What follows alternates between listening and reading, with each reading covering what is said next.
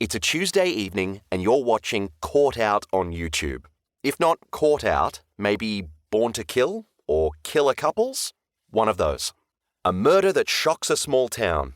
The victim usually a young woman offed by her husband or boyfriend, although they like to drag out the reveal. But you know it's a close male connection because he's the only one they don't interview. He's locked up.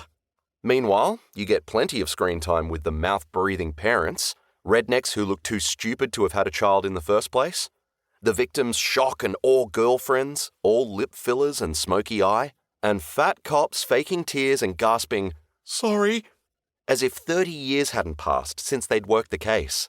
Not much in the way of IQ or planning in these shows. Still, you're kind of hooked.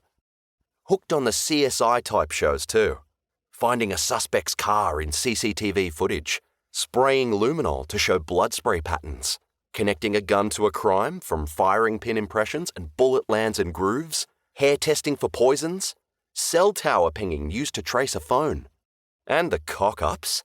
Some guy jailed for arson because an expert misread the charring patterns in a house fire. Another for rape because the lab tech spent the whole day testing samples from other cases without changing her gloves. Cases that fell over when it came out that the forensic hero had lied about his qualifications for 20 years. Caught Out specialises in CCTV, solving murders where people's movements, victims, suspects, perpetrators hold the key. It's a Canadian show that sometimes looks at cases from other countries. Tonight's is Australian, so maybe you're a little more interested than usual. July 2022. A man walking his dog. What else? Stumbles upon the body of a young blonde in bushland near Tailem Bend, southeast of Adelaide. Alicia Kennedy, reported missing 4 days earlier. Raped and strangled. Her car abandoned in a sports centre car park. And here's footage of the car. As the narrator points out, there are cameras everywhere these days. ATMs, dash cams, traffic lights, above shop windows, bristling on the corners of buildings, aimed down at cash registers and along department store aisles. It's easy to multitask when you're watching a show like Caught Out. Emails, Facebook, eBay, the dark web. See if anyone's bid on your lock of the Sydney granny killer's hair. Even sew on a button. Tonight, you're polishing your Netsky pieces. A boxwood rabbit, a cherrywood lunar hare, and an ivory wild boar.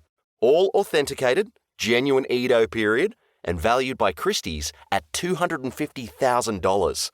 You look up. The big TV washes the sitting room with murky colours, but the voiceover narrating the standard banal reenactment is aiming for edgy tension. Not that easy to inject tension into a couple of, quote, detectives with bad suits and worse hair looking up at a car park CCTV camera, then checking out grainy footage on a tiny monitor. It's made on the cheap, this show.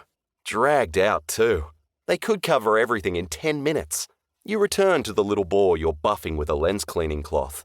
Here's Alicia on her last day alive, locking her Kia and weaving through a field of parked cars. The timestamp reads 4:38 p.m. Winter, grey, gloomy, getting dark outside. A cold light drawing in. And here she is again, entering a big hardware barn. A Tradeworks, judging by the logo, and heading straight for the paint section. Tins, brushes, rollers. Talking to a guy mixing paint for another customer. He points to a shelf behind her and she turns. And here's the killer, lurking at the end of the aisle. An opportunistic killer in this case.